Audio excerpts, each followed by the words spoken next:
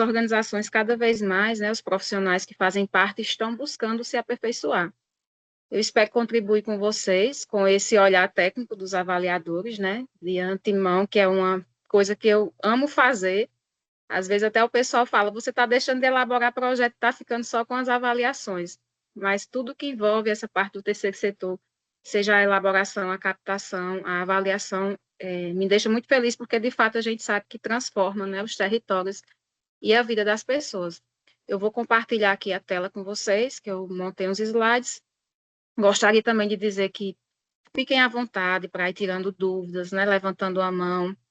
A Beatriz vai me ajudar nesse sentido das dúvidas, porque quando eu compartilho aqui, eu não vou nem ver vocês, né? Só vou ver os slides e Ajudo falando. sim. E aí eu aguardo, assim, a participação de vocês mesmo. Eu falo que esse é o momento, gente, de tirar essas dúvidas, né?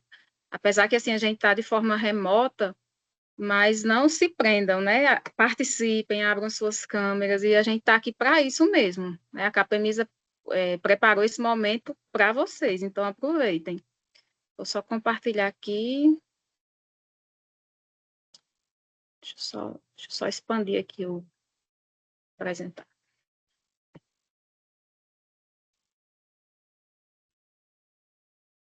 Vocês me confirmam, por favor, se estão visualizando na tela? Sim. Sim. Sim.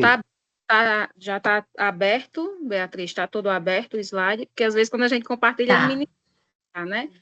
Bom, Tá gente, aberto, como apresentação.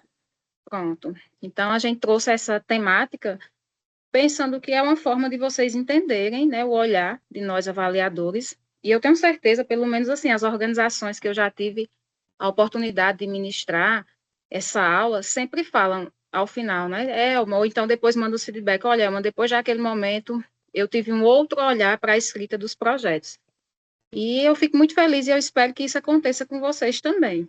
A Beatriz, ela já apresentou um pouco aqui do meu currículo, e eu trouxe para que vocês me conheçam também. Eu sou aqui da Paraíba, estou na cidade de Souza, é o sertão da Paraíba. Quando eu estava na universidade, sempre as pessoas falavam, por que você foi fazer serviço social? Eu acho que não vai ter campo de atuação, e sempre valorizando outros cursos que tem aqui na UFCG, né, na Federal de Campina Grande, que é o curso de Direito, por exemplo. E eu dizia, eu estou fazendo porque é o que eu gosto, e eu tenho certeza que vão surgir oportunidades de trabalho. E eu sempre mostro esse mapa aqui do Brasil, né, nas exposições, porque não só aqui na minha cidade, mas vejam, né, como através da atuação remota, da tecnologia, o quanto a gente consegue expandir a nossa atuação e estar em outros espaços. Eu não iniciei logo de cara na avaliação de projetos, né? Primeiro eu fiz residência de 2 anos em saúde coletiva, quando eu me formei, mas projetos sociais sempre foi a minha temática do coração, desde que eu estava na graduação, e nisso eu fui me especializando. Faz 3 anos que eu atuo como avaliadora de projetos. E na parte de elaboração fazem 5 anos. Então, assim, é todo um percurso, né, para chegar até aqui. Vocês sabem que não é fácil, que precisa muito estudo, né, muita prática, e é isso que eu quero passar aqui hoje para vocês. E aí eu gostaria de trazer um pouquinho para que vocês entendam quem é esse profissional que avalia esses projetos. Eu sei que tem gente que só manda os projetos e às vezes nem se pergunta como é, né? Acha que é só a instituição que avalia. E antes, sim, gente, era só os profissionais ali, que já fazem parte, os servidores públicos das instituições. Só que a gente sabe que a demanda aumentou muito, né? Os editais, eles estão cada vez mais aí crescendo. Então, é necessário fazer a contratação de profissionais, né? De avaliadores externos para que possa compor esse banco. E lembrando que sempre em alguma fundação também tem a comissão interna. Por vezes, quando é edital menor, edital mais pequeno, editais locais, fica só com a comissão interna, né? Mas aqui a gente já está falando de editais a nível nacional. E aí esses profissionais vão ser profissionais com ampla experiência na área. Às vezes eu vejo as pessoas reclamando, esse avaliador nem soube avaliar o projeto. E aí, gente, só para deixar claro para vocês que não é fácil. Muita gente pergunta, Elma, você deveria dar mentoria para como se tornar avaliador. E eu digo, nem adianta eu dar a mentoria, porque é um processo assim como você faz, é uma escadinha, né? Tem graduação, pós, mestrado, e aí vai, um dia chega lá. mas são esses profissionais com essa experiência, que têm que ter graduação e pós-graduação na área, profissionais também que já tiveram projetos aprovados, para que eles entendam desse contexto, de como é um projeto. Também tem que ser profissionais que entendem de tecnologia, porque assim são várias plataformas online, né, tudo tecnológico, a cada dia muda essas plataformas, então tem que ser alguém que de fato tem afinidade com tecnologia. Nós também podemos falar um pouco aqui dos projetos culturais, que eu também atuo, né? Não apenas nos sociais, mas nos culturais também. Então, para ser um avaliador de projeto cultural, tem que ser um profissional que é certificado pelo Ministério da Cultura. Da mesma forma, quando a gente trata de projetos voltados à educação, tem que ser profissionais que são reconhecidos pelo MEC. E aí, lembrando também que nunca é só um profissional, né? Geralmente é uma comissão de 3 a 5, cada estado que eu avalio é uma comissão diferente. Além dessa comissão, também tem os profissionais da própria fundação, instituição, né? Ou seja, é um processo bem ético, rigoroso, é algo que demora. Por vezes, quando o edital está ali em elaboração, a equipe avaliadora ela já está ali por dentro, para ela entender como que vai ser feita a avaliação desses projetos. E aí, para a gente entrar como avaliador, a gente passa por esse processo, sabe? Seletivo, de pontuar, assim como vocês também passam por seletivo quando escrevem os projetos. Eu acho que tem alguém com o microfone aberto. Eu não estou vendo vocês. Tá? E aí eu queria trazer essa parte mesmo da grande verdade para que vocês entendam, porque eu sei que muita gente já mandou o seu projeto e esse projeto não aprova. E a pessoa fica sempre pensando, o meu projeto é ruim. E, na verdade, o que eu queria esclarecer para vocês é que não necessariamente é um projeto ruim. O que está faltando, talvez, é você sentar e pensar com esse olhar de avaliador, o que você poderia fazer para que o seu projeto fosse aprovado. E, às vezes, gente, esse projeto ele não é ruim, mas o que é que ele vai faltar? Falta de clareza, né? A argumentação ela não está bem definida, os dados, as evidências são insuficientes. Eu vou trazer muito aqui da minha prática cotidiana, e às vezes eu tenho que ler um projeto 3, 4 vezes para que eu consiga minimamente entender o que é que eles estão dizendo, para entender em que território eles estão situados, que às vezes nem colocam, apesar da gente saber, eu estou avaliando aqui, por exemplo, do Rio Grande do Sul, mas que cidade, sabe? Então, é isso que falta. Eu acho que a pessoa que escreve, às vezes, ela fica tão focada ali na planilha orçamentária, no que é que eu posso comprar se o projeto for aprovado, que ela acaba esquecendo desses detalhes. E aí vocês têm que ter um olhar de quando for escrever, de pensar, ok, eu preciso atender esses critérios do edital, mas o que mais aqui eu posso mostrar para o avaliador? Talvez o edital nem esteja perguntando, mas não custa que eu deixe o mais claro possível, para que ele até lembre do meu projeto. Tem projetos aqui que eu pego, quando eu vou avaliar, por exemplo, em um determinado ano. Aí, quando chega o ano seguinte, ele submete no edital também. Eu me sinto até parte desse projeto, de tanto que eu já vou conhecendo e de tão claro que ficam os dados, sabe? Às vezes, quando a gente está na parte do acompanhamento, da prestação de contas, a gente já tem minimamente ideia do que aquela organização vai fazer.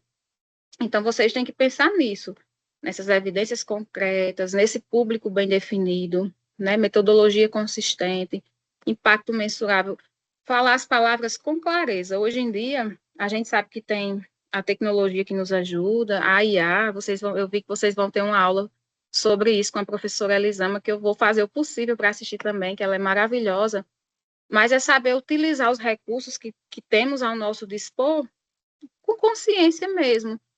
Ler depois que pediu ali para a inteligência artificial ajustar um texto e não só jogar lá dentro da plataforma do projeto, porque de fato vai ser reprovado.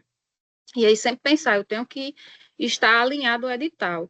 Uma coisa que eu tenho percebido é que uma pessoa escreve um projeto para um determinado edital. Então, na mente dela, o meu projeto está pronto. Quando surge um outro edital, que aí pede até informações diferentes, ela só pega esse projeto que já está pronto e só joga lá naquela outra plataforma. Ela não vai alinhar o edital. Então, vocês têm que pensar, para que esse projeto seja aprovado, tem que andar de mãos dadas. O meu projeto que eu escrevi, pegado ali na mão do edital, alinhado mesmo. E aí, o que é que o avaliador vai analisar, né? Vai analisar cada detalhe, vai entender se esse projeto ele é relevante, se ele é executável, se ele é capaz mesmo de transformar esse território. E aí eu venho para a parte da apresentação do projeto. Eu sei que às vezes, porque eu tenho a experiência dos dois lados, a gente quer escrever e às vezes a plataforma ela deixa ali disponibilizado uma pequena quantidade de caracteres e a gente fala, nossa, não vai dar para escrever tudo que eu quero. E aí você tem que focar no que é mais importante.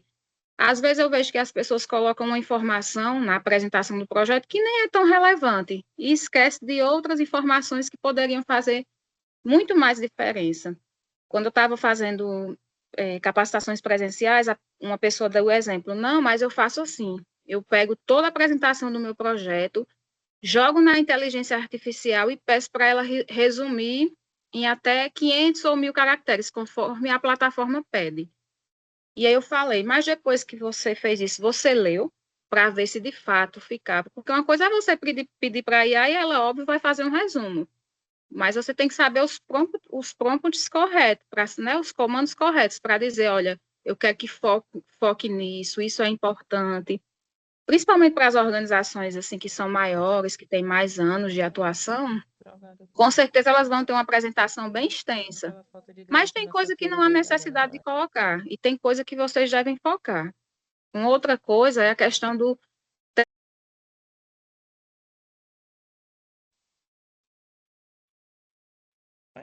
Elma, ficou mudo. Bora ver alguma coisa. Elma, tá mudo. Consegue ouvir a gente? Oi, tô. Foi agora ou foi agora? Pronto. Acho que eu bati sem querer aqui no mouse, gente. Perdão, Pronto. vamos lá novamente. Deixa eu ver. Vocês ainda estão conseguindo ver a apresentação? Sim, só ficou mudo só. Eu acho que eu bati no mouse Sim. sem querer. Essa parte de apresentação do projeto deu para pegar tudo. Foi na parte do território. Oi, Beatriz? Isso mesmo. Pronto, Você então eu vou estava falar um falando pouquinho. sobre. Tá. Vou falar. Gente, também, se você estiver achando que está rápido, pode chamar a atenção. É porque é tanta coisa e o nosso tempo é pouco, né? 1 hora e meia eu acho pouco. Às vezes eu faço capacitações presenciais de 3, 4 horas.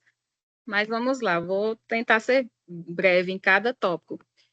Nesse território de desenvolvimento, vocês têm que focar mesmo como é o território, demonstrar que conhece o território e qual impacto vai trazer para a comunidade, né, para o público-alvo atendido. O que eu vejo? Eu vejo que tem organizações que elas contratam o serviço de outra pessoa, assim como eu já fui contratada. E eu jamais escrevo um projeto sem conhecer do território. Então, eu vou em IBGE, eu vou em todos os sites possíveis e pego documentação, tiro dúvidas ali, né, que por vezes não é o meu território, é um outro estado. E aí não adianta você só pedir para alguém fazer um projeto e esse projeto ele ficar muito genérico, a pessoa não falar bem do seu território, não descrever o impacto que vai causar, os problemas que serão resolvidos ali, sabe? Da mesma forma na parceria. Tem gente que fala, o edital nem está pedindo parceria, eu não vou botar. Gente, isso é tão importante. Se você é uma organização que você atua com parcerias, o seu público-alvo é o mesmo público ali do CRAS, do CREAS, das escolas, você tem uma parceria com eles, de repente até com os organismos de justiça, como o Ministério Público, com instituições de ensino, sempre coloque tudo, mesmo que o edital não peça, deixe claro na apresentação do seu projeto que você já executa e que você tem parceria com esses órgãos, porque isso vai dar mais credibilidade para o seu projeto. Da mesma forma, na parte de ações de comunicação, eu vejo que tem projeto que não diz nada.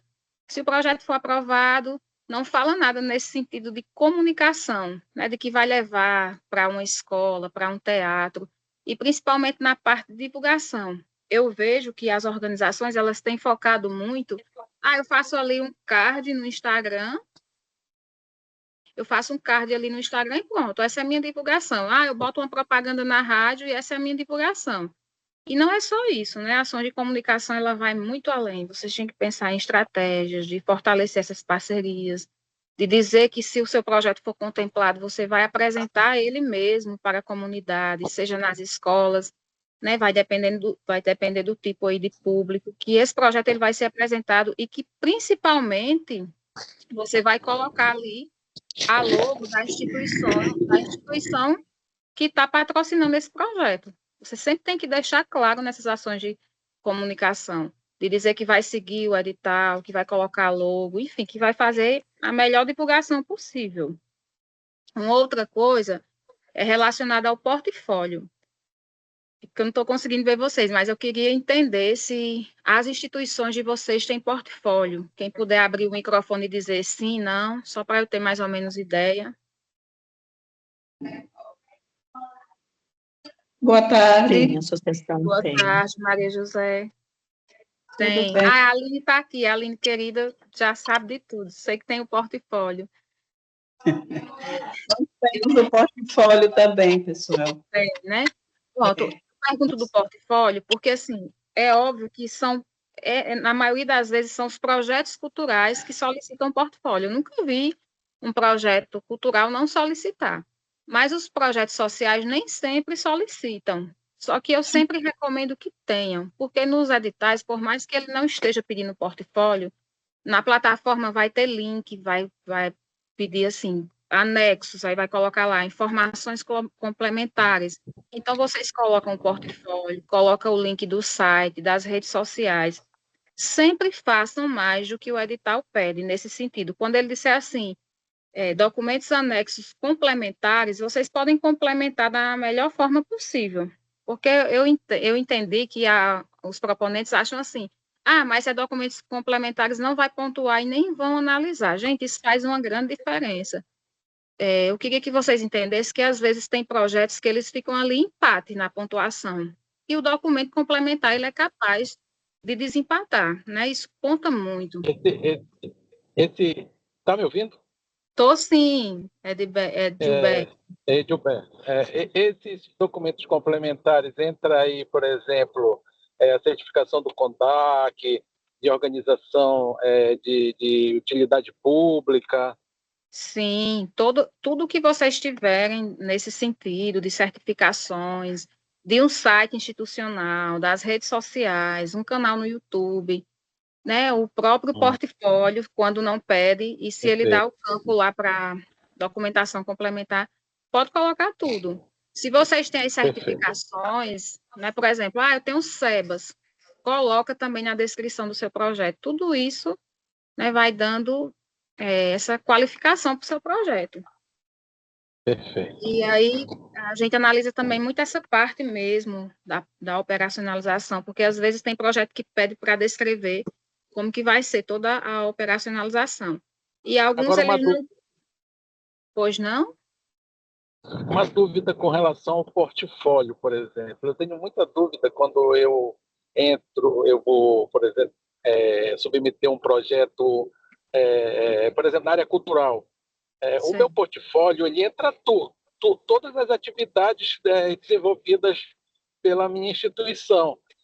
No caso, esse portfólio ele pode ser usado para todos os editais? Não, assim, se você tem um portfólio só focado em cultura, aí o ideal é que você coloque ele nos editais culturais, né? Não faz, assim, muito sentido colocar em um projeto que não envolva cultura, por exemplo. Perfeito.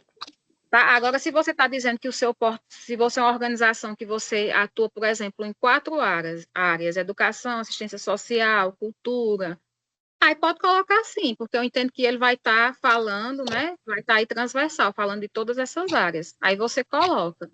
Um outro detalhe importante para os portfólios, sem querer adentrar muito a esse assunto, mas sempre coloque datas. As pessoas às vezes não colocam datas e o avaliador fica perdido. Isso foi de que ano, por exemplo? E às vezes também a plataforma, eu já vi gente que perdeu de ter o projeto avaliado porque ela não conseguiu anexar o portfólio, porque a plataforma só permitia 10 megabytes, por exemplo. Enfim, ela delimitava. E o portfólio da pessoa já tinha anos e anos e era enorme, tinha mais de, sei lá, 1 giga. Então, o que é que você pode fazer? Você pode ter um link no Drive, E aí você coloca esse link no documento PDF e o avaliador vai baixar só aquele documento e clica no link que já vai direto para o seu portfólio, né? Uma forma de você não ser desclassificado aí dos projetos. Ficou claro, Edilberto? Ficou claro. Tá. Pronto, aí na parte da operacionalização, gente, a gente analisa muito essa capacidade técnica mesmo da equipe, todo o planejamento, como vai ser essa execução. Por vezes você demonstra lá que vai fazer um projeto grandioso, mas aí a gente não, na leitura a gente não vê que equipe vai executar, porque lá na equipe que vai ser contratada com recurso tem poucos profissionais, um ou dois, que não dariam conta daquilo, e aí você não mostra qual é a equipe que você já tem dentro da sua organização, tá? Também já avaliei projetos que dizia, eu não tenho ninguém contratado, eu só tenho voluntários. E aí falava de um trabalho imenso que ia fazer durante 24 meses.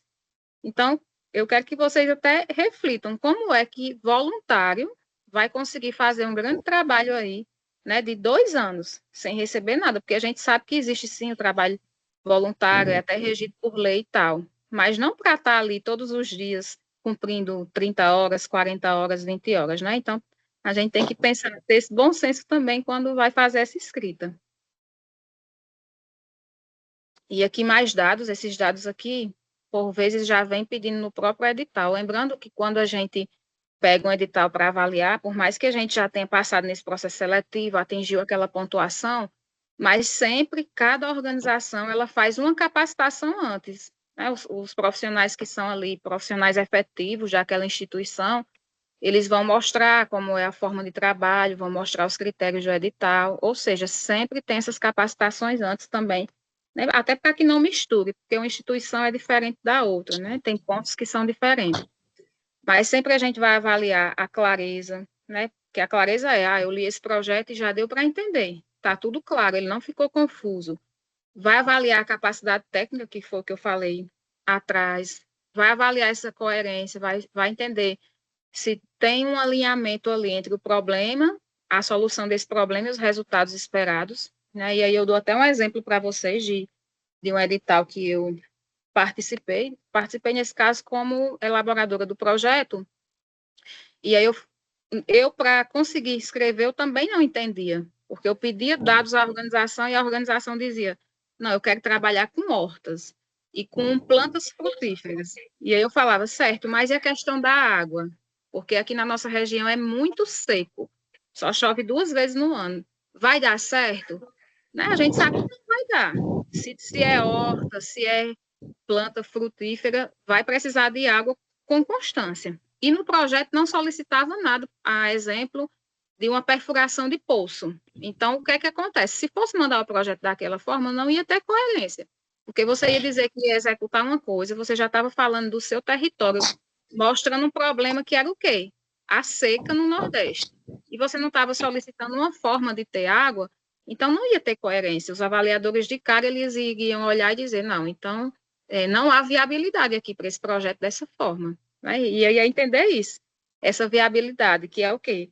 Você tem um recurso ali, que recebe por 12 meses, 24 meses, 36, e entender se tudo que você está pedindo, que o proponente está pedindo, seja a equipe, seja os itens que vão adquirir, maquinário, transporte, né? Se é um projeto de fato exequível. Avalia também a questão do impacto, porque às vezes as pessoas elas falam, vai transformar a realidade do território, muito genérico, né? E aí ele não vai falar do impacto, que benefício vai gerar, o que é relevante, né? Vai mensurar tudo isso. Por vezes eu estou percebendo que não estão nem criterizando assim, focando no público-alvo, fica uma coisa muito misturada. Às vezes você não sabe se o projeto está falando de jovens, se está falando de pessoas adultas. Uai, trem. Algumas Uai, plataformas. menina. Aqui. Algumas Uai, por que que eu não estou entrando? Eu não estou ouvindo? Ivanete, estamos lhe ouvindo. Você não está ouvindo a gente, não? Ah, tá, o mudo está ativado, mas eu tinha que ter ouvindo, tá ouvindo, né? Ah, você já está na... Você me escuta, Ivanete?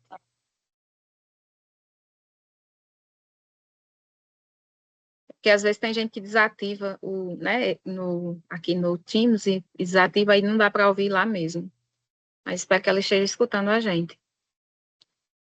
Sim, porque eu estava falando do público-alvo. Tem plataforma que ele já pede para marcar o público-alvo, né? Ele vai marcando lá, até a geração Z, enfim. Só que tem plataforma que não pede. Você tem que descrever o seu público-alvo ali na descrição do seu projeto mesmo. Então, você tem que ficar atento, de focar qual é esse público-alvo, para que a gente, que é avaliador, entenda também. A questão da contrapartida. Tem projetos, gente, que eles não pedem contrapartida, outros vocês sabem que já são obrigatórios. Mas o que eu sempre foco e o que eu aprendi nesse tempo, né, tramitando entre a elaboração e a avaliação, pode colocar sempre, mesmo que o projeto não esteja pedindo, deixe claro que existem contrapartidas da sua instituição. Né? Então, aí você vai focar na capacidade técnica e operacional da sua equipe, vai focar no espaço da sua instituição. Eu já recebi projetos maravilhosos que diziam assim, que a instituição deles era grande, que tinha um auditório, que além do auditório servir para eles próprios, ainda servia para a comunidade ali, quando precisavam de eventos. Então, sempre foquem nessas contrapartidas de dizer, mesmo que o edital não esteja pedindo, mas isso vai deixar seu projeto mais fortalecido. A viabilidade financeira, eu vou até mostrar mais lá na frente para vocês exemplos que eu trouxe, né? Mas o avaliador sempre vai avaliar se essa viabilidade, se esse orçamento está sendo coerente, né?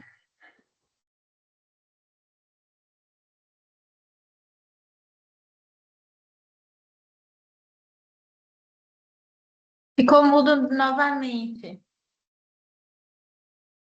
Tá mudo pra gente. Estão me ouvindo agora? Agora sim. Eu estou bem distante aqui, mas eu não sei por que ele está... Vamos lá, você vai me sinalizando se ficar mudo. Tá bem claro aí, tá bem claro. Pronto. Pronto, Estava na parte da viabilidade financeira. A gente, quando vai lendo o projeto, a gente já vai mais ou menos imaginando o que vai estar lá no orçamento. E, às vezes, a gente chega nesse orçamento e não encontra nada daquilo que o projeto citava. Né? A pessoa citou lá o outro exemplo, que eu estava falando para vocês, já a questão do poço artesiano. Imagina que a pessoa citou, tem dificuldade de água na nossa região, vamos utilizar o recurso para a perfuração de um poço artesiano. Quando eu chegar lá na planilha orçamentária, eu vou olhar isso, se vai ter ali, né, todo esse recurso, e não tem. Então, já vai dando uma incompatibilidade, né? Da mesma forma, a gente avalia também não que a gente vá avaliar a prestação de contas, né, enquanto avaliador, porque já vai ser uma equipe interna do edital, mas dentro da leitura do projeto, a gente tem esse olhar para saber se a equipe ela vai ter essa capacidade operacional de prestar contas, né? Vai ter esses mecanismos previstos, né, de monitoramento, de avaliação e de prestação de contas, tudo isso é levado em consideração. E aqui eu trouxe um exemplo de uma tabela, 2 tabelas de critérios que pontuam, né, nos editais. Uma coisa que eu tenho percebido, gente, tem gente que está submetendo os projetos sem nem ler o edital. Aí eu não sei se é a questão da inexperiência de algumas organizações, mas eu acho que algumas outras deve ser a correria do dia a dia, ou porque deixou o projeto na mão de outra pessoa. Eu já vi organizações que contratam as assessorias e tem assessorias que pegam um monte de projeto dentro daquele edital e também tem que levar isso em consideração. Às vezes fica corrido, não lê direito e passa detalhes despercebidos. Então, sempre o que é que eu recomendo, né, com essa experiência que eu já tenho. Se você vai submeter um projeto ao edital, leia. Mas não leia só uma vez, não, gente, porque são detalhes minuciosos que passam despercebido. Leia uma vez, leia 2 vezes. Imprime ali aquela ficha dos critérios que pontua e vai marcando. Eu sei que muitos já fazem assim, mas eu sei que nem todos fazem, por isso que eu gosto de focar nisso. Então, o que é que a gente tem que pensar? Nos critérios que pontuam. E assim como o processo seletivo de pós-graduação, né, tem o peso. Tem critério que vai ter, por exemplo, peso 3, peso 4, o peso 1. Então, vocês vão avaliar o quê? O que é que eu já tenho aqui na minha instituição, se eu já estou pontuando. Se esse item aqui eu não pontuo, eu tenho alguma estratégia de buscar atender esse item? Eu vou dar um exemplo para vocês, de um projeto que eu participei também enquanto elaboradora, aqui na minha região. Era um projeto a nível nacional, mas só ia poder aprovar um projeto por estado. E eu pensei, será que a organização que está me contratando, ela tem potencial para ganhar dentro do estado da Paraíba? Porque tem projetos aqui grandiosos, principalmente lá pela capital, e a gente está aqui no sertão. Então, eu fui olhar os critérios que pontuavam. Dava mais ou menos para atender, mas não todos. E um dos critérios que pontuavam era se tinha povos e comunidades tradicionais. E nesse projeto nosso não tinha. E eu cheguei para o proponente e falei, isso aqui pontua muito. Ele vai dar 3 pontos, com peso 4, ou seja, a gente já vai aí para 12 pontos se atender. E aí ele falou, não, é uma fora de cogitação, porque a gente não vai conseguir contato com esse pessoal, não. E aí eu fui falar com a pessoa, fui dizer, nós estamos situados aqui num território onde nós temos a maior comunidade cigana Calon do país. E por que a gente não vai lá e faz o termo de parceria com a comunidade? Se o projeto for aprovado, a gente executa lá dentro da comunidade. E aí fizemos isso. Ou seja, foi uma estratégia de olhar os critérios que pontuavam, de ver que pontuava muito com comunidade de povos tradicionais, ir lá, fechar parceria, ver a necessidade que a comunidade tinha, mudar algumas rotas do projeto para atender aquela comunidade, porque eu vejo também, gente, a organização que vai lá, fecha uma parceria, por exemplo, com um grupo de mulheres, e aí não quer mais, nem depois que aprova, não quer mais nem saber daquelas pessoas. Por isso que eu digo a cada organização, se vocês for fazer alguma parceria, algum projeto em rede, que, por exemplo, o MDA, né, BNDES, Banco do Brasil, todos esses projetos, esses patrocinadores agora, eles estão muito solicitando projetos em rede. Então, não esqueça, não vá assumir um compromisso ali com uma organização de dizer, tudo bem, meu público-alvo vai contabilizar para você.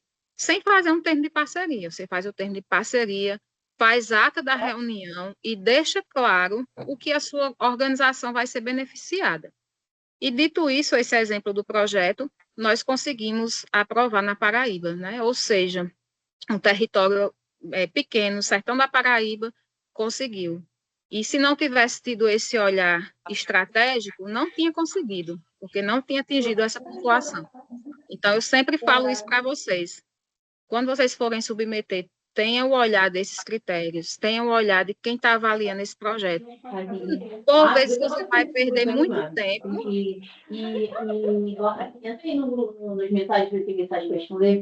Tem alguém falando, gente. Pronto, por vezes você vai perder muito tempo submetendo um projeto ali que não vai atender aquela pontuação, não vai fechar aquela pontuação. Então, analisem sempre isso, né? Se você tem chances, porque aí perde tempo, energia, né? Você poderia estar focando em um outro edital que tivesse mais a ver com a sua instituição. E, de repente, fazer isso, gente, essas parcerias, os projetos em rede hoje são muito bem vistos, porque, por vezes, a sua organização ela já tem CNPJ, já é toda formalizada, e tem ali um coletivo pequeno, que ainda não é formalizado, mas imagina quando junta os dois, né? Aí vai atender a um público-alvo bem maior. Tem edital que já está exigindo uma quantidade de pessoas no público-alvo, né? Um projeto que eu trabalhei no Rio Grande do Norte tinha que ter 500 pessoas atendidas. Alguns não exigem, mas alguns já exigem. Então, vocês têm que ir tendo esse olhar. E aí, ver aqui, por exemplo, estudante de rede pública, de ensino, aí você vai dizer, o edital ele nem está focando nesse detalhamento do público-alvo. Se ele não estiver focando, não tem problema. Sempre seja claro e diga que vai atender as pessoas LGBTQIA+, os povos e comunidades, pessoas com deficiência ou mobilidade reduzida. Tem gente que atende e não cita isso no projeto. Teve um projeto que eu avaliei, que só depois eu descobri que o projeto era todo voltado para a causa autista. A pessoa não deixava claro, ele ficava o tempo todo falando nas crianças, nas atividades que queria desenvolver com as famílias. Aí, quando foi na fase de recurso, ela mandou um recurso dizendo, o meu projeto não foi aprovado, como é que pode? Um projeto que atua com a causa autista. E em nenhum momento foi dito que atuava, né, gente? Então, vocês têm que ser claros, porque os avaliadores, eles não vão adivinhar e não vão sair ali pesquisando a fundo. Eles têm que olhar o que eles receberam, que é o portfólio, que é a descrição que vocês próprios fizeram. E aí eu trouxe esse exemplo só para vocês entenderem, né, que é muito minuciosa a avaliação. Ó. Esse aqui, por exemplo, ele Licença. avalia... Eu gostaria de Pois tirar uma não? dúvida, por favor. No momento em Pois que não, você cita Maria. portfólio, teve alguns momentos aqui que a minha comunicação ficou ruim. Eu gostaria de entender o que é que você diz por portfólio. Seria um material que eu desenvolvi para apresentar a outros projetos? Seria o quê, mais ou menos, esse portfólio? Pronto, Mariana. O portfólio, como eu falei no início, geralmente é projetos culturais que pedem. Mas eu já tenho observado que os projetos sociais e até de educação também, eles estão pedindo agora. Uhum. O portfólio, ele é como se fosse a sua trajetória. Por exemplo, eu estou apresentando aqui para vocês um slide, né, que tem fotos, enfim. E aí o portfólio vai ser sua trajetória através de imagens, de toda a sua ação que você já desenvolveu, desde o início da fundação da sua instituição até o momento atual. É óbvio que você Perfeito. imagina que você começou lá em 1990. Você não vai botar todas as fotos. Então, o que é que eu vejo que as pessoas estão fazendo? Coloca uma capa do slide, né, com uma montagem com várias fotos daquele ano. Aí, depois do ano seguinte. E assim vai, porque também se o portfólio ficar muito extenso, fica muito cansativo e não dá tempo também. Os avaliadores, eles têm prazo para entregar, então, enfim, nem vai carregar na plataforma.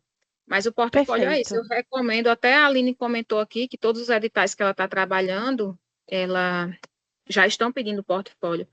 Então, é importante que a sua instituição tenha um portfólio até para apresentar, eu não sei se vocês já participaram de projetos de lei de incentivo ao esporte, que às vezes o patrocinador diz, olha, eu gostei dessa instituição, eu quero uma reunião com o presidente aí, com uma pessoa responsável, com o captador de recursos. Então, a pessoa vai ter que levar um portfólio para mostrar. Por vezes você vai para um evento, né, como a Aline está aqui comigo, ela sabe, a gente participa de eventos no sul do país. Então, se a gente está... Beatriz também está, né, Beatriz? Às vezes a gente se encontra por lá. Então, é bom que você até leve o seu portfólio impresso, porque ali vai estar muitos patrocinadores e você tem a possibilidade de apresentá-los e depois envia para eles por e-mail. Mas deu para entender, Mariana, mais ou menos o que Sim, é o muito portfólio? obrigada. Entendi, com certeza. Agora, só mais uma dúvida.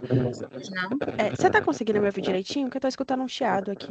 Tem um chiado, mas dá para ouvir, sim. Perfeito. No início da reunião, você apresentou um slide dizendo quem é a pessoa que avalia o nosso projeto. Eu estava fazendo algumas anotações, mas aí você mudou de slide. Você poderia voltar rapidinho só para eu tirar uma foto? Posso sim, mas lembrando também, Beatriz, esse material vai ser enviado, né? Eu envio para Perfeito. vocês. Não é, Pronto, Beatriz? então, como material eu vou encaminhar o material para todos que assinarem a lista de presença, tá bom, gente? Pronto, Então tá Marina, e eu ótimo. acho que fica melhor, porque aí você já vai ter acesso ao slide todo, fica mais, né, legível também. Tá ótimo, então. Muito obrigada. De nada, disponha.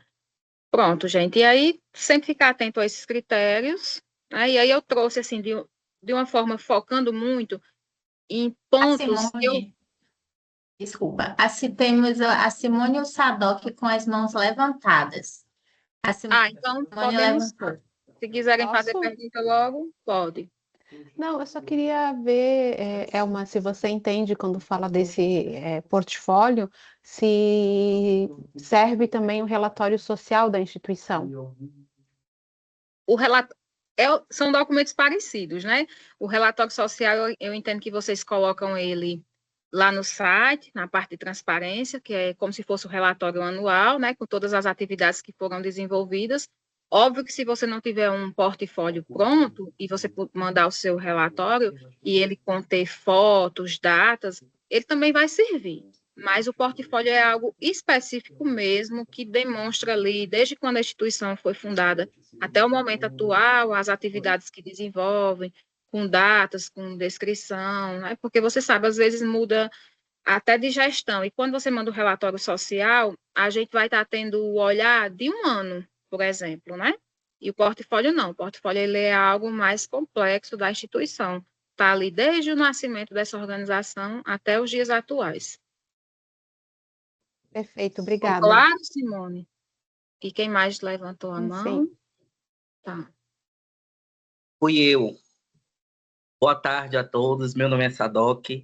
Boa tarde. Complementando a fala da Elma, o portfólio não é só, por exemplo, um currículo que demonstra as atividades desenvolvidas ao longo da trajetória. É como se fosse um relatório de evidências de tudo que a pessoa fez ao longo da trajetória profissional. E ali nem sempre é só da organização que o financiador do projeto, o analista quer ver. O analista quer ver a capacidade técnica da pessoa que vai ficar responsável por aquele projeto, por desenvolver aquele projeto que é o proponente. Isso acontece muito na Lei Federal de Incentivo à Cultura. Em 2024, eu tive um projeto aprovado aí enquanto pessoa física. Depois, o financiador do edital falou assim, ó, eu não quero tratar com pessoa física, quero tratar com pessoa jurídica. Aí eu tive que abrir um CNPJ para poder executar o projeto. Imagine, por exemplo, eu novo no mercado, o meu projeto é aprovado, aí lá no finalzinho, quando eu começo a construir a relação com o financiador, eu pergunto para a pessoa que representava, por que vocês escolheram um projeto? Aí Joana Martins, do Instituto Cultural Vale, pegou e me falou, Sadoc, você fez o que as outras organizações não fizeram. Você, enquanto coordenador geral do projeto, colocou os seus certificados dos cursos de graduação que você fez. E nenhuma outra organização fez. Ou seja, por exemplo, não precisava. As pessoas costumam fazer os portfólios voltados para o que o analista vai pensar, para o que o Ministério da Cultura vai pensar, mas não pensa no que o financiador vai pensar daquele documento quando olhar ali, entendeu? Aí eu já construí o meu portfólio pensando para além do Ministério da Cultura, para além do edital específico ali. Aí eu coloquei os certificados do curso de graduação, as pós-graduações, e isso foi diferencial para a proposta ser selecionada no edital específico. Que bom, Sadoc, muito obrigada pela contribuição, né, com a sua experiência. Nos editais que eu avalio, né, e até você lembrou de um ponto que realmente tinha esquecido de falar. Nos editais, até os da cultura, eles pedem separados até, né, eles pedem lá um portfólio da instituição e pedem um portfólio do proponente, que pelo menos assim, a maioria dos que eu avalio, o proponente geralmente realmente é pessoa física e o coletivo é que tem aquele CNPJ, no caso o proponente que vai ser o coordenador. Mas aí também só ressaltar algo, né, para o pessoal que está aqui que ainda não tem portfólio. Eu acho importante que, se vocês vão estar apresentando a instituição, aí vocês podem colocar lá uma parte equipe, né, uma página da equipe dizendo a capacidade técnica e operacional dessa equipe, pode focar um pouco em quem coordena esse projeto ou essa organização, enfim. Mas o que é que já aconteceu? Eu já recebi portfólio que eu tive que colocar, tive que baixar a nota, porque dizia assim, eu não consegui entender o que o coletivo faz, eu só entendi o que a pessoa faz. Então, vinha muito o currículo dessa pessoa, né, que era o coordenador, as fotos, e tinha pouquíssimas informações do coletivo, né, no caso da instituição. Então, a gente tem que ter também esse olhar, né, para entender assim que quem está concorrendo ao edital é um edital mais voltado para a minha instituição, então se eu tenho que focar nela. Mas isso que você fez, esse destaque, né, no seu currículo, enquanto coordenador do projeto, é primordial também, é muito importante, né, eu até agradeço aqui a contribuição, que vocês pensem a partir disso, assim como no relatório anual, a gente coloca a equipe que estava atuando, a descrição ali de cada um, é importante que a gente faça isso também. Gente, se tiver mais alguma dúvida, a gente fala. Se não tiver, eu posso seguir, né, para o que aprova aqui. Eu tenho. Tatiana. Pode falar. Quando a questão de avaliação, você está falando de qual projeto, de qual patrocinador? Pronto, boa pergunta, Tiziana, né? Bem lembrado. Como eu conversei até com a Beatriz antes, eu trouxe aqui o olhar técnico dos avaliadores. Então, eu não é uma capacitação que seja específica para uma instituição. Por exemplo, a Capemisa também tem os seus editais, né? Enquanto patrocinador. Vocês sabem disso, vocês que estão aqui concorrem. Então, não estou falando específico de CAPEMISA, de Fundação BB, de BNDES, né, dos editais do Fundo da Infância e Adolescência, mas o que é que eu faço? Enquanto essa experiência de avaliadora, que avalio, né, naqueles que vocês viram lá no mapa, os 14 estados do país, então eu avalio Fundo da Infância e da Adolescência, projetos culturais também, outras organizações, que tanto eu concorro através de processo seletivo, como essas outras organizações que eu já tive experiência em anos anteriores, chega e renova o contrato, a exemplo de Fundação BB, por exemplo, só para vocês terem ideia. Então, não é de uma instituição específica, até porque eu quero que vocês vejam o olhar dos avaliadores em qualquer edital que vocês vá submeter. Então, obviamente que cada edital separado, ele vai ter ali os critérios, mas no fim das contas, gente, é tudo muito parecido. É a questão de relevância, a questão de se comprova ou não, é a questão de, nesses documentos complementares, coloca lá seu portfólio para fortalecer seu projeto. Todo edital ele vai pedir objetivo, meta, né? Tudo claro, vai pedir a apresentação do projeto. Então, eu queria que vocês focassem nisso, para quando vocês forem escrever os próximos projetos, vocês lembrar um pouco desse momento que a gente teve e vocês pensassem, eu vou escrever esse projeto aqui com um olhar de avaliador, do que a Elma falou lá. Entendeu, Tiziana? Então, assim, eu nem poderia também dar uma capacitação, por exemplo, das organizações aí que eu estou, a não ser que a própria organização, que às vezes ela faz a capacitação. Por exemplo, a Fundação BB, ela fez para utilizar a plataforma. Então, aí ela vem e contrata, é diferente. Mas o foco aqui não é uma instituição específica, mas sim os inúmeros editais que a gente tem aí, para que vocês estejam concorrendo. Então, é porque eu já tive a oportunidade de fazer outras capacitações, e às vezes com avaliadores também, e fez orientações, tipo assim, ó, coloque exatamente aquilo que foi pedido, né? Então, é até por isso, porque eu acredito, assim, que a avaliação é uma coisa bem individual, né? Mas que é difícil ao contrário, né? Vamos falar assim, quem está sendo avaliado. Mas eu entendi. Sua Obrigada, voz cortou um pouquinho, Tiziana, mas como eu falei lá no início, tudo bem, a avaliação é individual, mas tem que seguir aqueles critérios do edital e algo que a gente sempre foca, não é um avaliador específico. Por vezes já veio recurso dizendo assim, mas essa avaliadora, ela não conheceu, ou não conhece aqui o meu território, coisas desse tipo. Nos proponentes, eles nem sabem quem está avaliando o projeto, e não é uma pessoa individual, é uma comissão, ou seja, tem a comissão interna daquela instituição, e tem essa comissão externa, que são os profissionais que são contratados, e aí vão ser profissionais que já têm expertise na área. Né? Quando a gente fala o olhar dos avaliadores, é que para vocês entendam o que o avaliador quer, independente de ser uma lei de incentivo ao esporte, de ser de fundos da infância e adolescência, né? Um projeto aí do BNDES, por exemplo, o avaliador quer o quê? Ele quer clareza, ele quer saber que aquela instituição ela tem um potencial, ela vai transformar ali no território, ela causa impacto, ela traz dados, indicadores. É isso que o avaliador quer. Entendi. Agora, quem sabe, futuramente, a gente não pode fazer uma capacitação específica para um edital, que, na verdade, por exemplo, o Itaú, o Viver Mais Agora, não sei se vocês já viram, né, que já lançou, já está tendo as capacitações online. Então, aí é específico, porque é a própria instituição de cada edital que faz isso. Porque não tem como a gente focar, pelo menos hoje, em um específico, né? Mas pode ser algo a se pensar futuramente aí, né, Beatriz? Ivanete quer fazer alguma pergunta? Eu achei que sim. Obrigada. De nada, disponha. Eu vou passando aqui para a gente ir seguindo. E aí, por exemplo... Tem só a Josie só com a mão levantada. Pode falar, gente. Desculpa, eu não consigo ver todos aqui. Nada, imagina. Boa tarde, né? Queria agradecer, está sendo muito bom, eu acho que bem esclarecedor. Obrigada. Agradecer pela oportunidade.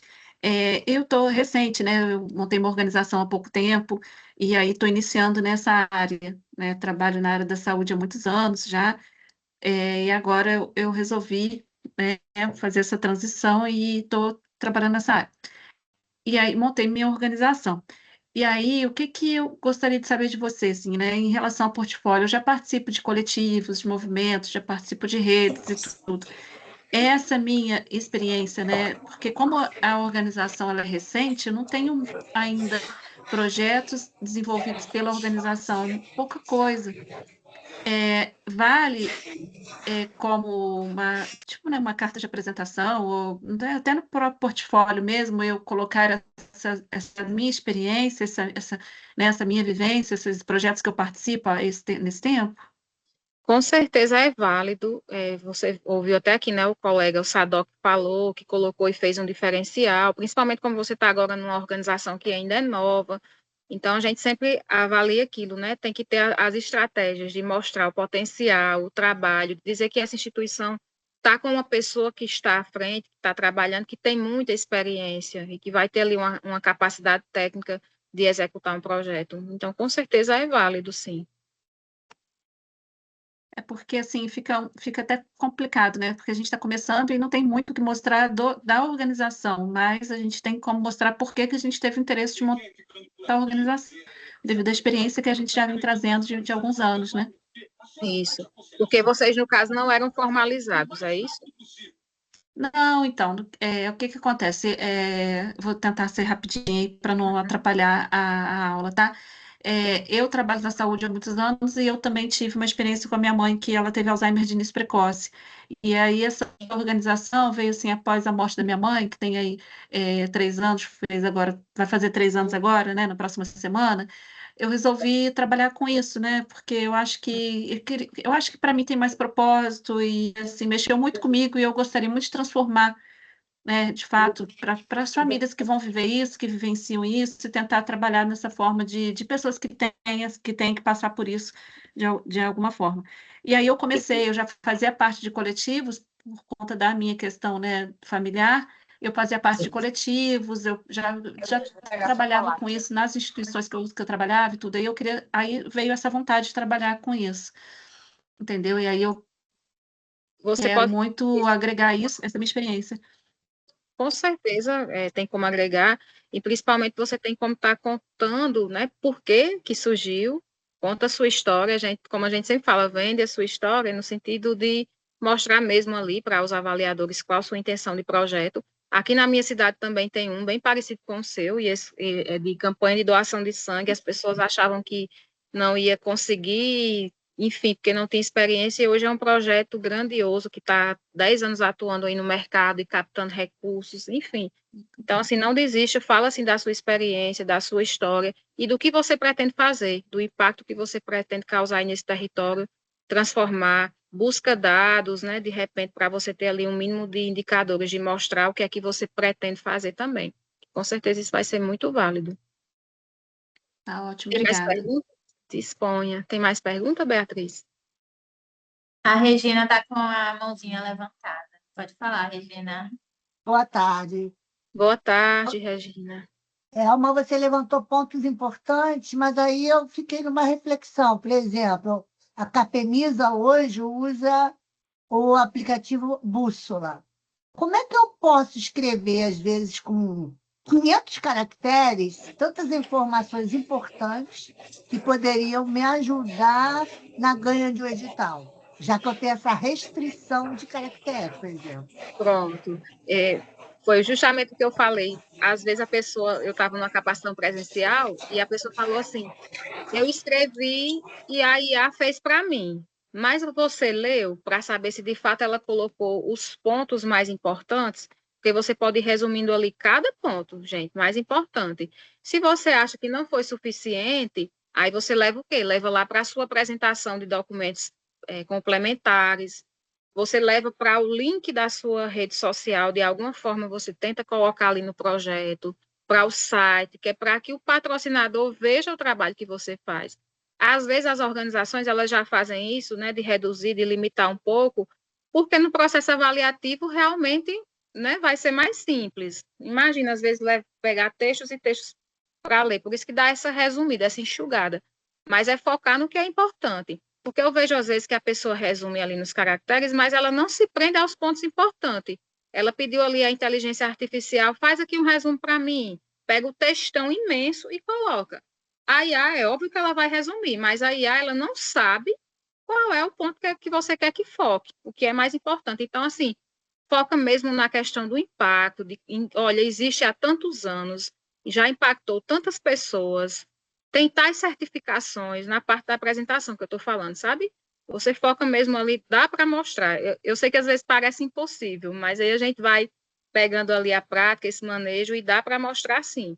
E se tiver documentação complementar, não deixe. Eu fico boba, porque eu vejo os projetos quando eu estou avaliando, e são pouquíssimos que colocam documentação complementar. Eu acho que eles pensam assim, documentação complementar não é importante, mas faz uma diferença e, por vezes, desempata um projeto ali que teve a mesma pontuação.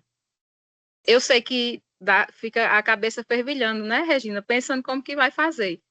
Mas vê essas dicas que eu te falei, se sua instituição tiver um site, vê uma forma de colocar o site, como que encontrar vocês para entender mais. É muito difícil mesmo. Falar é fácil. Eu acho que é maravilhoso quando a gente pega as plataformas que não tem a limitação, não é? E a gente escreve bem à vontade. Mas vamos trabalhar. Antigamente era assim, eu até ganhei justamente a Capemisa porque a gente era mais aberto, né? E para escrever, não precisa escrever 10 páginas, mas um pouquinho mais de conteúdo, né? Eu também sinto essa dificuldade quando estou na parte de elaboração, mas aí a gente vai aprendendo essas estratégias mesmo, de focar. Eu sei que às vezes tudo a gente quer colocar, porque tudo importa, mas você pensa assim, para esse edital, o que importa mais? E aí a gente vai seguindo. Olha, temos algumas perguntinhas aqui no chat, mas eu vou deixar para o final. Pronto. Tá certo? Eu vou também tentar ser breve aqui. E aí eu trouxe assim de forma para vocês focarem no sentido assim, itens que vai aprovando e reprovando. As pessoas falam assim, que o objetivo não é importante. Mas isso é muito importante para quem avalia, né? Porque eu trouxe até um exemplo. Tem gente que coloca lá no objetivo, promover a transformação social. Ele é muito amplo, várias organizações fazem isso, né? Não é só a sua. Então, quando você descreve melhor, que eu trouxe até o exemplo, né? Capacitar 50 mulheres em situação de vulnerabilidade, enfim. E tem objetivos que coloca até a cidade. Eu já avaliei projeto que não tinha lá a cidade descrita, mas nem precisava, já estava claro no objetivo dele, que ele queria transformar aquele território. Então, é ser sempre mais claro, né? Falar a questão de tempo, ser algo real mesmo, que a pessoa que está avaliando ali, ela entenda. E aí, esses objetivos genéricos sem foco, falta de metas claras, isso eu já venho falando, né? São coisas vagas, não vai transmitir muita segurança, por quê?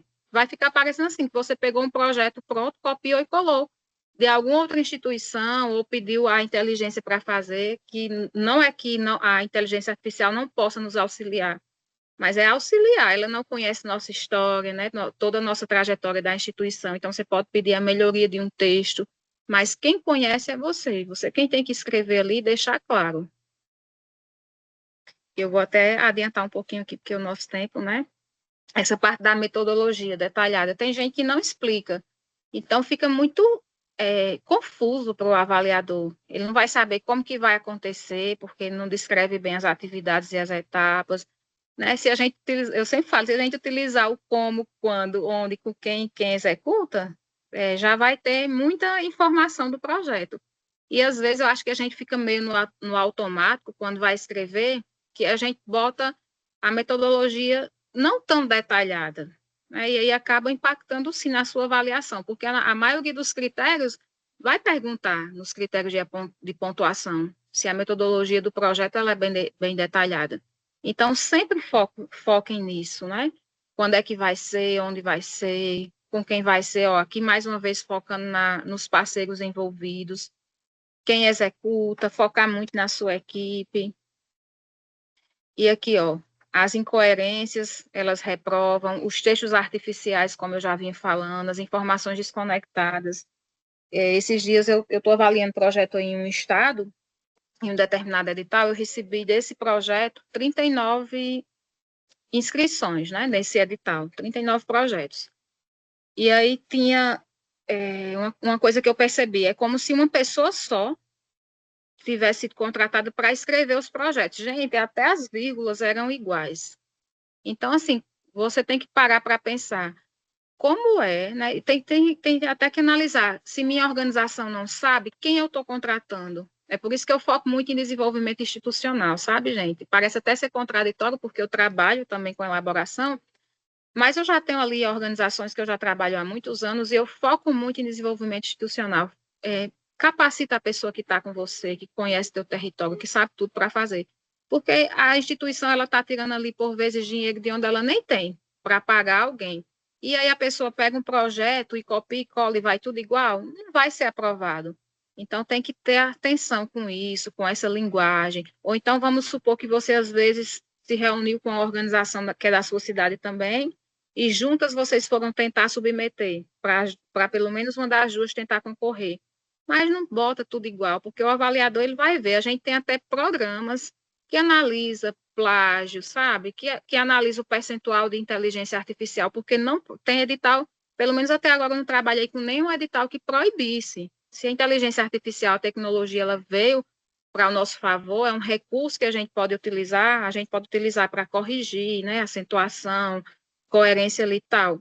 Mas escreve você também.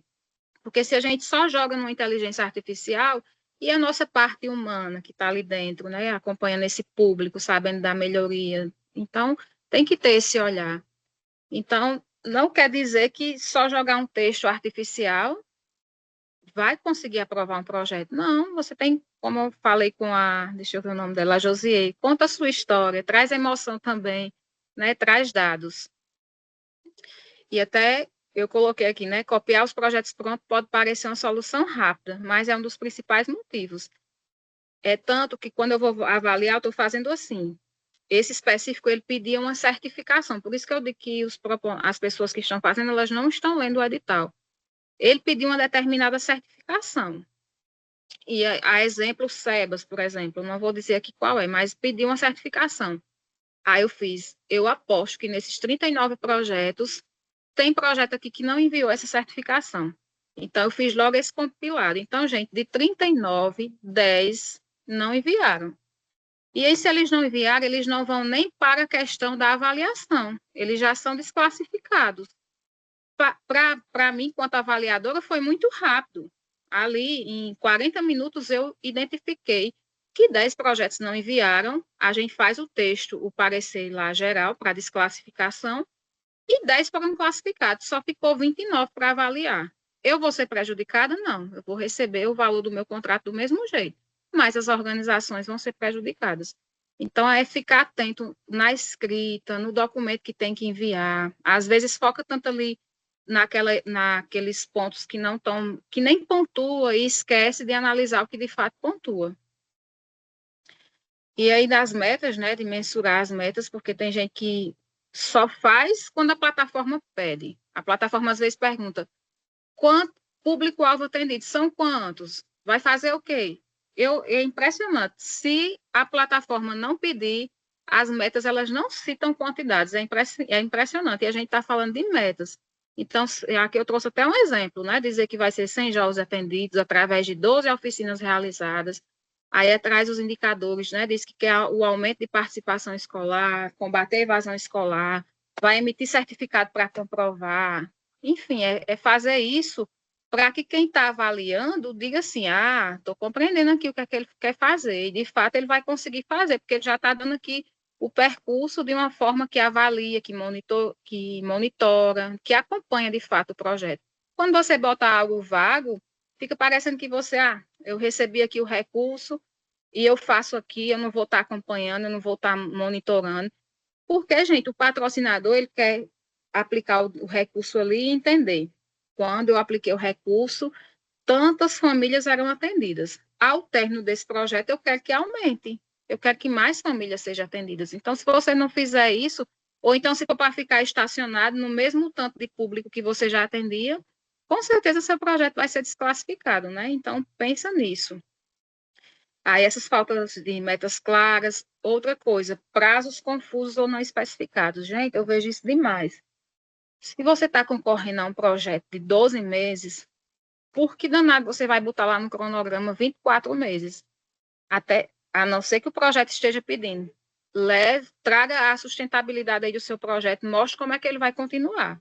Se ele não estiver pedindo isso, ele quer saber o que vai ser executado dentro dos 12 meses com aqueles recursos. Então, assim, fica muito confuso, porque é só 12 meses o edital, então não tinha como executar o recurso em 24 meses, e a pessoa botou 24, e não deixa claro se é com recurso do financiador, se é com recurso dele, fica aquela bagunça.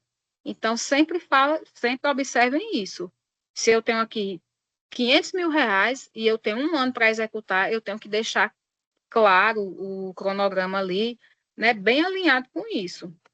Eu percebo que as pessoas também não colocam a parte de avaliação e monitoramento, que é tão importante. E é como eu digo, vocês não têm que colocar na script do projeto de vocês, só marcar ali o que a plataforma está pedindo. Porque se for, é muito vago. As plataformas, cada vez mais, elas estão reduzindo.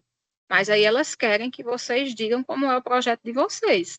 Imagina, se eu não vou ter uma equipe, um profissional ali dentro, no coordenador, por exemplo, que vai estar ali acompanhando se de fato essas atividades estão andando, se teve alguma coisa que atrapalhou a execução daquela atividade, que estava prevista para acontecer até o 3º mês e não aconteceu. Mas aí, se não aconteceu, eu vou justificar lá no relatório e vou fazer a partir do 4º mês, enfim. Tem que ter esse acompanhamento, senão o projeto não anda, né? Aí o orçamento coerente, que eu trouxe até uns exemplos para vocês. Né? Tem gente que, como eu falei mais cedo, o orçamento ele não conversa em nada com as atividades, então você descreveu a atividade, e, enfim, eu lembro de um que a pessoa colocava que era aula de pilates para idosos. E aí como eu estava lendo e achando muito interessante, aí eu dizia, então lá no final, no orçamento, vai ter os recursos, né? Tapete, bola, todo aquele material que usa. Simplesmente, quando chega na parte do orçamento, a única coisa que tinha era o valor todinho do projeto destinado para a proponente, que era professor, professora, né, de educação física. E aí eu disse, mas e os materiais? Aí depois veio o recurso dizendo, não, que os materiais, cada idoso, cada pessoa idosa ia levar, ia comprar seu próprio material. Ou seja, esse projeto não faria sentido, porque a pessoa estava escrevendo o projeto só para o trabalho dela, só para o salário dela, né? Então, o projeto ele tem que transformar, tem que trazer impacto, tem que promover recursos e materiais ali para o público-alvo atendido também. E aqui a gente mostra um exemplo de orçamento coerente. Ele descreve o que é o recurso humano, vai dizer que é um facilitador de oficina em 6 meses, vai dizer quanto custa cada mês e vai dar o valor total. Então, assim, demonstra também a realidade do mercado. Teve projetos que eu peguei que o coordenador estava lá 10 mil reais e o resto da equipe 1.500 reais. Isso é um orçamento coerente? Ao meu ver, não é, né? Porque, assim, por mais que o coordenador ele tenha uma responsabilidade dentro do projeto, não é só o trabalho dele que é importante. Já teve projeto que eu vi querendo pagar profissional de nível superior, principalmente no nosso caso, assistentes sociais, menos de um salário mínimo. Então, assim, não é porque não tem ali o profissional, não tem o teto ainda de lei, que você também, é como se o seu próprio projeto, ele tivesse até ali sendo preconceituoso, não valorizando o trabalho daqueles profissionais, né? E valorizando um e outro não.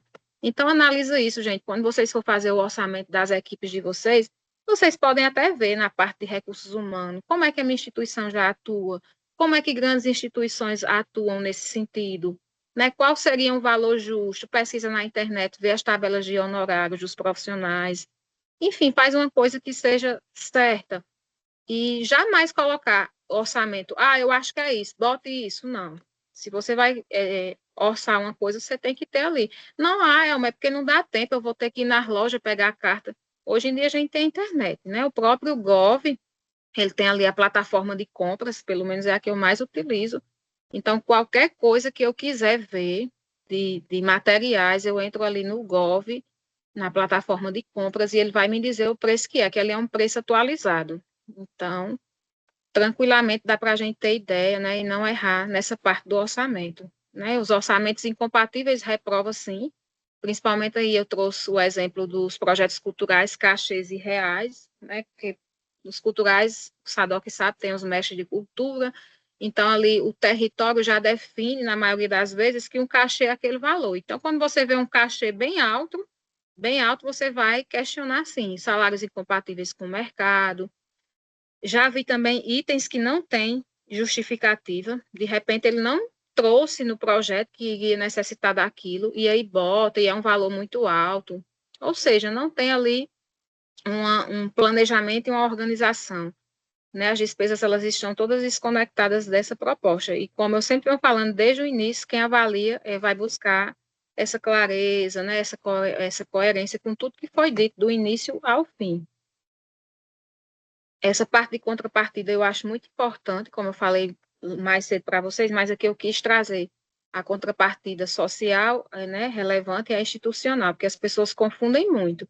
Então, sempre foquem que o projeto de vocês vai ter contrapartida social, como, por exemplo, democratizar aquilo que você está, aquele projeto, ele pode expandir, ele não precisa ficar só ali naquele bairro, naquela cidade, ele pode expandir, ele pode servir de exemplo. Eu vou apresentar em outras cidades que possam ver ele como exemplo. Enfim, se tem alguma coisa que é promovida dentro desse projeto, um curso, traz até pessoas também, democratiza esse acesso. Aí aqui em acessibilidade e inclusão, o pessoal confunde muito, né, e são duas coisas diferentes, porque a acessibilidade ele vai garantir que todas as pessoas elas possam participar ali daquele projeto, né, com autonomia, com segurança, enfim, e na inclusão vai valorizar os diversos públicos diferentes, os diversos territórios, ver se seu projeto ele foca em formação. Se ele foca na formação, que vai gerar esse conhecimento, é uma contrapartida social relevante. Descreve isso no teu projeto, né? Descreve todo esse impacto comunitário, se você vai estar ali fortalecendo o vínculo daquelas famílias, né? Se você vai gerar pertencimento para eles, o que é que você vai contribuir com esse desenvolvimento local. Então, foca nisso. E às vezes a pessoa foca numa contrapartida, mas esquece da outra. Ah, o edital não pediu, mas isso é importante, né? A contrapartida institucional, já falei um pouco mais dela lá no início, que traz aí a parte se ela já tem algum recurso. Eu atendi instituição que ela dizia assim, meu demonstrativo no balanço anual deu alto valor, não, nossa instituição está recebendo dinheiro, com certeza a gente não vai aprovar esse projeto. Não é isso, não é se a sua instituição recebe ou não. Obviamente que tem um ou outro edital específico que ele pede, que sejam instituições que faturaram menos de R$500 mil, mas isso é raro de acontecer. Então, demonstra, sim, que sua instituição tem capacidade financeira, principalmente porque ela está gerindo aquela capacidade financeira. Então, isso já é um ponto positivo, e as pessoas têm medo e acham que é um ponto negativo, né? Foca na sua equipe, foca nos bens que você já tem, o uso, se você tem um carro institucional, foca em tudo que você já tem. Porque, por vezes, você diz assim, eu tenho que dizer que eu não tenho nada para conseguir o recurso. E não é dessa forma, gente. Quando o avaliador está olhando, que vê que a instituição já dispõe daquilo, por exemplo, teve um projeto que solicitou um caminhão. E aí a fundação ela queria saber, essa organização vai ter onde guardar esse caminhão? Né? Então, deixar claro, se você solicita uma coisa, dizer, tem um espaço, tem uma garagem, foca no que você tem também, porque isso vai fortalecer mais o seu projeto, a sua instituição. Aqui já estamos encaminhando para a finalização, né, que eu trouxe a parte dos erros, né, que pode prejudicar o projeto, mas eu percebo que eu já vim falando ao decorrer, até porque vocês tiraram dúvidas sobre isso, né? Mas quem não leu o edital inteiro, e não leiam só uma vez, leiam mais de uma vez. Outra coisa que eu percebi, pessoas que já anexaram documentos errados. Eu não sei se aí, na parte da instituição de vocês, o ideal é que já tenha uma pasta com os documentos de vocês. Uma pasta só de certidões, né, das certidões negativas atualizadas. Porque já teve gente que enviou uma certidão negativa, estava pedindo certidão negativa estadual, aí enviou a municipal e ainda vencida. É um documento errado, então você pode ser eliminado por conta disso. A questão de perder prazo, porque a pessoa não ficou atento aos prazos do edital, aí trabalhou muito e aí ficou achando que era uma data e aí perdeu de enviar, não tem mais o que fazer. Outra, como eu falei no início, se não atende critérios obrigatórios, não escreva. Por que você vai escrever seu projeto em um edital que você não atende esses critérios que vão ser obrigatórios? Você só vai perder tempo, energia e você vai ser eliminado. Não ignore a pontuação. Certa vez atendi uma organização que ela estava focando tanto numa pontuação que era peso 1, ou seja, ela ia tirar um ponto, enquanto ela estava deixando de focar numa pontuação que era peso 4, que ela ia ter 12 pontos. Então, não ignorem as pontuações. Veja quanto vale cada critério. Tem edital que eles estabelecem o mesmo peso para todos, mas tem edital que não é assim, né? Então, se você também não adaptar seu projeto ao edital, ele era de um edital anterior, e vai colocar nesse outro, sem fazer as adaptações, também não vai ser aprovado. E revisem os textos também, que isso é muito importante, né? E para aumentar as chances de aprovação, uma coisa que eu recomendo, eu aprendi na prática fazendo isso no início, né? Tem gente que está aqui, como deram até exemplos, minha instituição é nova. Mas, gente, se a gente é novo, a gente aprende. A gente, quando era estudante, a gente olhava ali um professor que nos inspirava. Da mesma forma, vocês vão ter que estudar as instituições que inspiram vocês. Então, tem uma instituição aqui na minha região que ela sempre me inspirava. Ela atua há 20 anos, né? Hoje eu tenho a oportunidade de trabalhar com ela em projetos, porque eu estudava também os projetos aprovados dela. Então, façam isso, estudem projetos aprovados, fique sempre atento a esses critérios de pontuação, como eu falei mais cedo em portfólio. Então, se você não entendeu o que é um portfólio e que, de repente, se ele pontuar, você está por fora desse critério. Então, tenta ser sempre atento aos critérios. Lembra que você está escrevendo para o avaliador, né, e não para você. Então, foca nisso.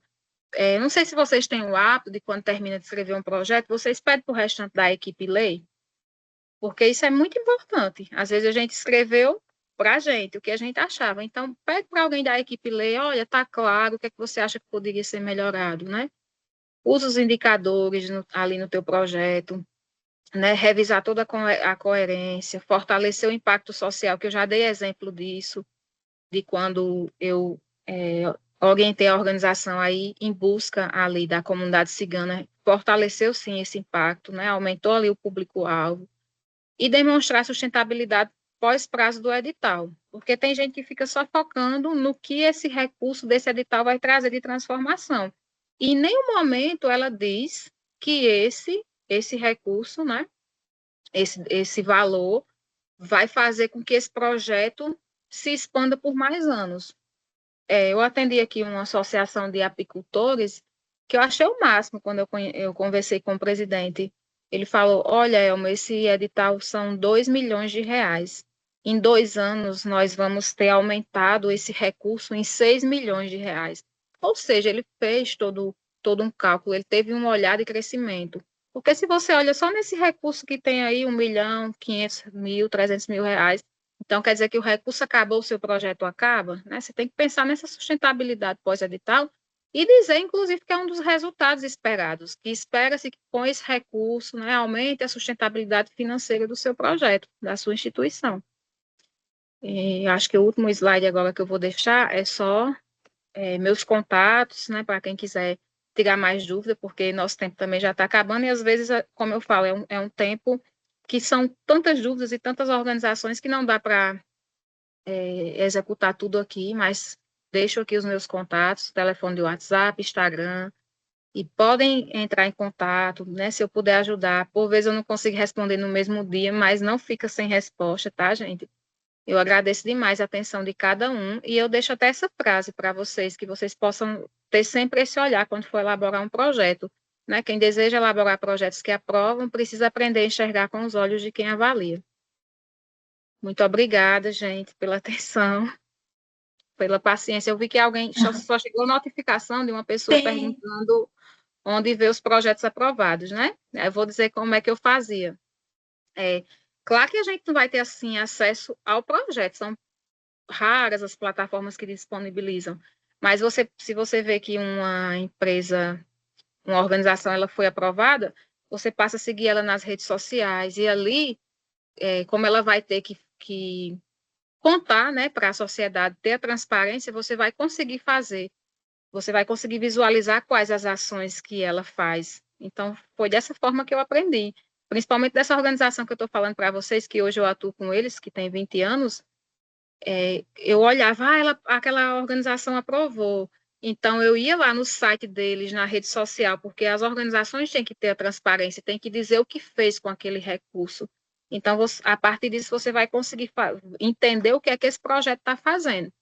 Eu já encontrei em uma plataforma, não lembro, há muito tempo, que ela liberou todos os projetos, mas eu vejo que isso é muito raro, até porque por conta da LGPD, né, que é a Lei Geral de Proteção de Dados, aí não tem como expor os projetos. Mas faz isso que eu falei para você, que é uma dica muito boa. Acompanha essa organização que foi aprovada, que ali você vai ver o impacto dela, as ações, e vai te espelhar, né? Vai ser, assim, uma forma de que você possa olhar e aplicar no seu território também. Eu faço Aí, isso também, de ir olhar, por exemplo, saiu o edital tal, aí eu vejo, pesquiso todas as organizações que foram aprovadas. Que bom, Suami, que bom. ó, a dona Ivonete, ela deixou aqui, ela está com essa dúvida já há um tempo, né? Como trabalhamos com 4 eixos diferentes, temos um portfólio para cada um deles e anexamos conforme o objeto de cada edital, certo? Pronto, É se ela... assim mesmo? Não, ela já tem ela está dizendo que tem ou ela está perguntando se deve fazer? Eu fiquei em dúvida. Ah, ela Ela está dizendo... tem, Ela tem. tem. Excelente. Até porque, vamos supor, você está. Imagina que sua organização, eu conheço a organização que atua com educação, com agricultura familiar, ficaria até muita informação para o avaliador ler. Então, se você tem a possibilidade de fazer portfólios separados por eixos de atuação, maravilha. Muito melhor para quem vai avaliar. Agora, pode botar lá. Atuamos em tais eixos. Não deixa de dizer teu potencial. E aí dizer que está concorrendo nesse edital, porque atua também nesse eixo, e aí foca tudo nesse eixo, tá? Ela também informou assim que normalmente os formulários eletrônicos para ser apresentados. Peraí, deixa eu ver de quem é esse microfone. Por favor, gente, desliga o microfone. Foi, obrigada. Não, foi não. Bom, deixa eu terminar de ler a perguntinha dela aqui. Normalmente, os formulários eletrônicos, para ser apresentado ao projeto, têm limites de caracteres e já tem os pontos a serem preenchidos. Para evidenciar sobre a competência técnica da equipe e outros pontos importantes, não entendi. Normalmente, os formulários eletrônicos, para ser apresentado o projeto, têm limites de caracteres e já tem os pontos a serem preenchidos. Acho que ela Vírgula, né? fez a pergunta, foi? Aí ela perguntou, para evidenciar sobre a competência técnica da equipe e outros pontos importantes? Eu estou lendo aqui, eu entendi como uma pergunta. Sim, a maioria agora já tem um limite, até porque são as plataformas online, né, gente? E aí é das próprias plataformas mesmo, que tem essa limitação. Ela já tem esse limite, mas como a gente vinha focando aqui, foi a Ivanete que mandou, não, aqui já foi Irenilda. Como a gente já vinha focando, né, falando aqui, foca no que é mais importante. Aí algumas têm, por exemplo, a Fundação Bebê, não sei se alguém já submeteu projeto, então, você já viu, né, que lá tem tudo, ele pergunta seu público-alvo, até que geração é, geração Z. Então, é uma plataforma boa que não passa nada despercebido, porque você é obrigado a preencher. E aí é o que eu digo a vocês, aí é que vem, né, o gatilho, não se apeguem só às plataformas que já pedem tudo. Ou aproveite essa plataforma que já pede tudo, ao final você faz a impressão do seu projeto que foi enviado em PDF, e aí você já fica com um projeto bem completo, e fica usando ele de modelo para apresentar ali seus dados, né, todos os indicadores, porque às vezes você esquece. Você às vezes está habituado a trabalhar com uma plataforma online que pede todos esses dados. E aí você vai para uma que é mais simples, que ela pede para você escrever, fazer ali a apresentação. Aí você vai deixar passar muita informação despercebida. Eu acho que foi isso que você quis perguntar. Vai ter plataformas que vão ter, mas nem todas, tá? Vai ter as plataformas, elas são diferentes. Por isso que eu sempre falo, foca no seu projeto. Tem o seu projeto lá no seu computador, escrito, todo detalhado. E aí, quando abrir um edital, você leva o seu projeto para lá. Elma. Oi, Sadoc. O que eu costumo fazer para driblar quando tem limite de caracteres em ficha técnica, que são as pessoas que vai trabalhar, eu costumo colocar o nome dos profissionais, a área que ele vai atuar dentro do projeto, e embaixo do nome eu coloco assim, ó, currículo anexo ao corpo do formulário. Aí sempre vai os currículos do profissional lá em documentações anexas, descrevendo tudo lá. Aí dribla a limitação de caracteres. Excelente, que foi um pouco daquilo que eu falei de quem tem um portfólio maior, né, que não, só suporta aqui 10 megabytes, aí você faz um link no PDF e anexa o link de um drive, ou seja, o avaliador ele não vai estar avaliando seu PDF, ele vai estar entrando num link que você disponibilizou virtual. Mas muito obrigada, Sadoc, por contribuir aqui com a gente, e é isso mesmo, gente, aí vendo as estratégias, a gente sempre. Por isso que eu falo, projetos que são escritos assim em cima da hora, não dá muito certo, porque você tem que ter ali um tempo de conhecer o edital e tem que ter um tempo também de conhecer a plataforma.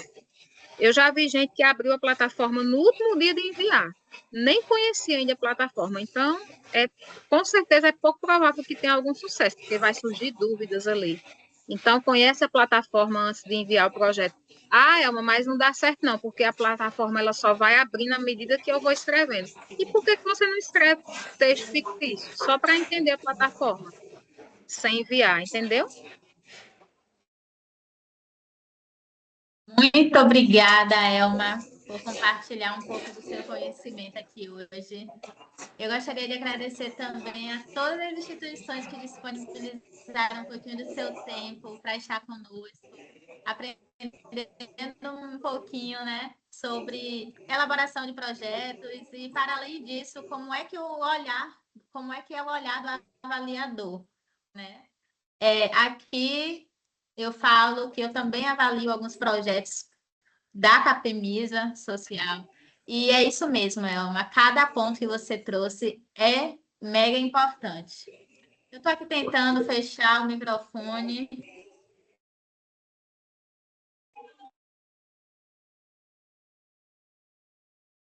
Obrigada.